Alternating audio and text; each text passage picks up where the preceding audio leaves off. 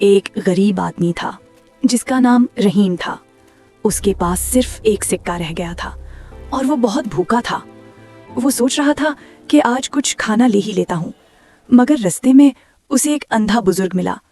وہ لرزتے ہوئی آواز میں کہہ رہا تھا، اللہ کے نام پہ کچھ دے دو، 2 دن سے بھوکا ہوں۔ رحیم رک گیا۔ اس نے اپنی جیب سے وہ آخری سکہ نکالا۔ ایک پل کے لیے اس نے سوچا، یا میں کھا لوں یا اسے دے دوں۔ پھر اس نے گہری سانس لی اور وہ سکہ بزرگ کے ہاتھ میں رکھ دیا۔ اس رات رحیم بھوکا سو گیا، لیکن اس کا دل سکون میں تھا۔ اگلے دن شہر میں ایک امیر آدمی پوچھ رہا تھا، کل کس نے ایک اندھے بزرگ کی مدد کی تھی؟ رحیم نے دھیرے سے ہاتھ اٹھایا، وہ میرے والد تھے اور یہ صرف ایک امتحان تھا۔ تم نے اپنا آخری پیسہ دے دیا، اس لیے آج سے تم اکیلے نہیں ہو۔